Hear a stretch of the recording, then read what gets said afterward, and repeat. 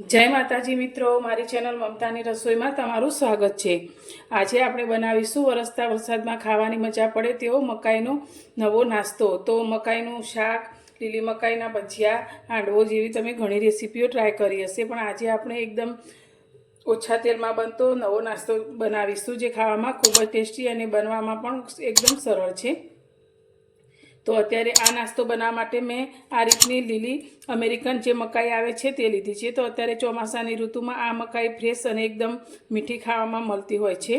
तो अत्यारे आपणे आ रीते मकाई लीधी छे, जेमांथी मैं आ एक मकाईमांथी अर्धी मकाईना दाणा काढी लीधा छे।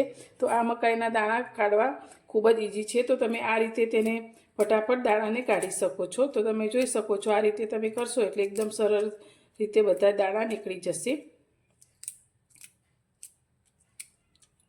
तो आपणे आ रीते मकाईना बधा दाणा काढी लईशुं। तो अत्यारे मैं मकाईना दाणा काढी लीधा छे। तो एक वाटकीना मापथी आपणे अत्यारे मकाईना दाणा लीधा छे। तो हवे एक मिक्सर जार लई लईशुं अने तेनी अंदर अत्यारे आपणे मकाईना फ्रेश दाणाने लई लईशुं। हवे तेनी अंदर अत्यारे आपणे एक टुकड़ो आदुनो लीधो छे, 1.5 इंच जेटलो, तेने आपणे झीणो समारी अने अंदर एड करी दईशुं। तेनी साथे अत्यारे मैं 3 લીલા मरचा लीधा छे, जेना टुकड़ा आपणे अंदर उमेरीशुं। तो तमे जे रीते तीखું खावानुं पसंद करता होय ते रीते अंदर मरचा उमेरी शको छो। हवे अंदर बिलकुल पाणी उमेर्या वगर आपणे तेने क्रश करवानुं छे। तो मिक्सरने पल्स मोड पर फेरवी अने तेने क्रश करी लईशुं। तो आपणे एकदम झीणी पेस्ट तैयार नथी करवानी, पण थोडुं दरदरू रहे ते रीते तेने पीसीशुं। तो अत्यारे आपणे मकाईने पीसी लीधी छे। तो तमे जोई शको छो आपणे आ रीते थोड़ું दरदरू रहे ते रीते पीसीने तैयार कर्युं छे। तो हवे आने आपणे एक मिक्सिंग बाउलनी अंदर लई लईशुं।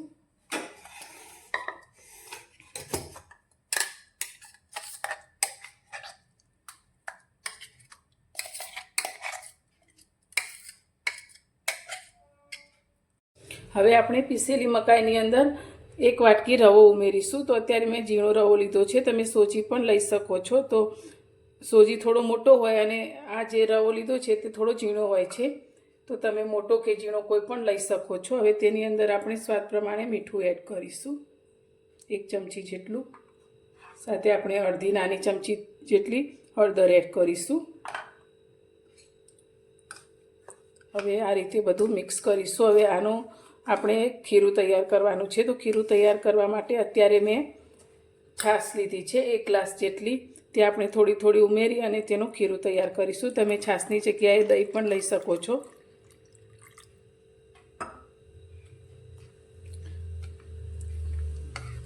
बधुं ज मिक्स करी अने आपणे तेनुं ठीक खीरू तैयार करीशुं।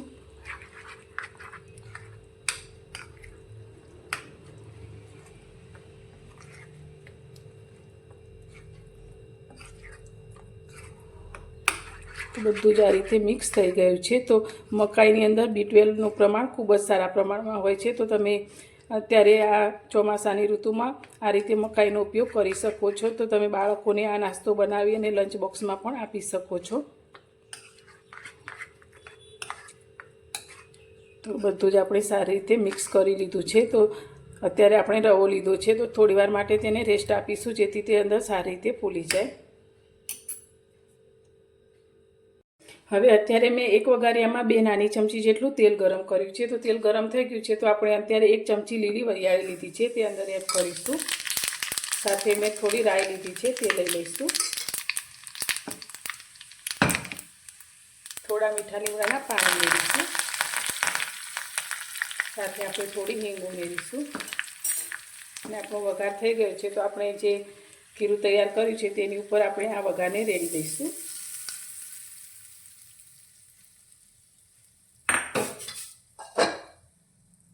वघारने आपणे सारी रीते मिक्स करीशुं।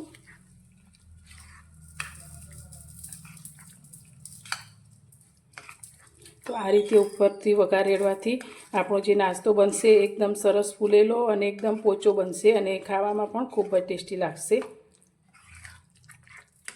बधुं सारी रीते आपणे मिक्स करी लीधुं छे। तो हवे अत्यारे तेनी अंदर आपणे एक झीणी समारेली डુંગળી लीधी छे।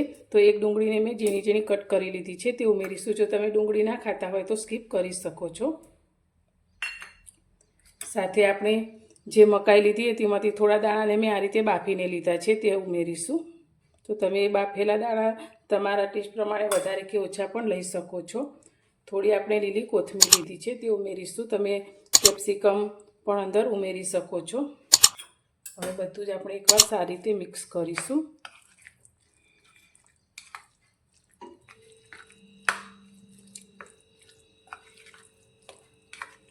તો અત્યારે આપણું આ ખીરું થોડું ઘટ લાગે છે, તો આપણે જે છાશ લીધી હતી 1 ગ્લાસ તેમાંથી અડધી છાશ વધી છે, તો તેમાંથી 2 ચમચી જેટલી છાશ અંદર ઉમેરીશું અને આ રીતે થોડું મીડિયમ ઠીક રહે તે રીતનું આપણે ખીરું તૈયાર કરીશું. હવે આપણો નાસ્તો એકદમ સરસ પોચોરું જેવો અને ફૂલેલો બને તેના માટે અત્યારે મેં ખાવાનો મીઠો સોડા લીધો છે, તે અડધી નાની ચમચી જેટલો તે ઉમેરીશું અને તેની ઉપર આપણે અડધી ચમચી જેટલી છાશ ઉમેરીશું અને બધું જ એકવાર સારી રીતે મિક્સ કરીશું. અત્યારે આપણે જે નાસ્તો બનાવીએ છીએ તે ખૂબ જ ઓછા તેલમાં બનાવીએ છીએ, તો તેના માટે આ નાસ્તો ઓછા તેલમાં બને તેના માટે મેં અપ્પે પેન લીધું છે. તમે અપ્પે પેન ના હોય તો નાની પેન કેક બનાવીને પણ આ નાસ્તો તૈયાર કરી શકો છો. તો હવે આપણે બધા જ ખાનાની અંદર 2 ટીપા જેટલું તેલ લઈ લઈશું.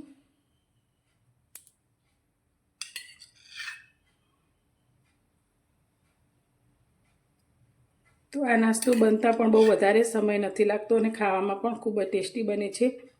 તો તમે ક્યારેય ના બનાવ્યો હોય તો એકવાર તમે આ લીલી મકાઈમાંથી નાસ્તો જરૂરથી ટ્રાય કરજો. હવે બધા જ ખાનાની અંદર આપણે થોડી થોડી રાઈ એડ કરીશું.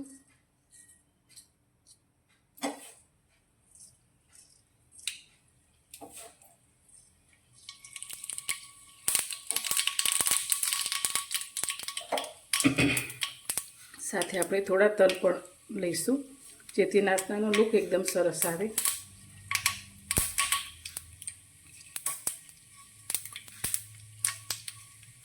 હવે આપણે જે ખીરું તૈયાર કર્યું છે તે ખીરું બધું જ આપણે બધા જ ખાનાની અંદર 1 ચમચી જેટલું એડ કરીશું.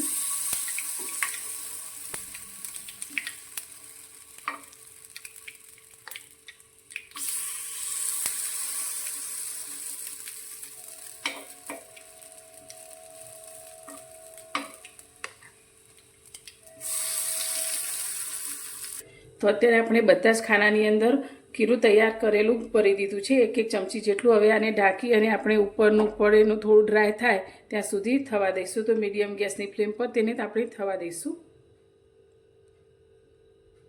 તો નાસ્તાને થતાં લગભગ 2 થી 3 મિનિટ જેટલો સમય થયો છે. તો હવે આપણે તેને જોઈ લઈશું. તો આપણે જોઈએ તો ઉપરથી થોડો ડ્રાય થયો છે, તો આપણે જે વચ્ચેનો છે તેને પહેલાં ફેવરીશું.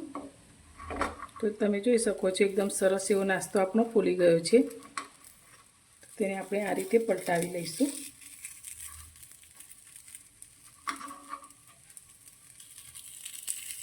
અને નીચેની સાઈડ પણ આ રીતે બધા જ નાસ્તાને પલટાવી અને શેકાવા દઈશું. તો આપણે નાસ્તાને ફેવર્યા પછી ફરી 2 મિનિટ પછી નાસ્તાને જોઈ લઈશું.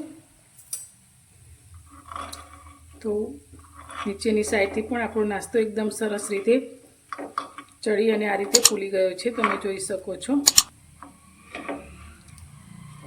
તો આપણે બનેલા નાસ્તાની પ્લેટની અંદર લઈ લઈશું.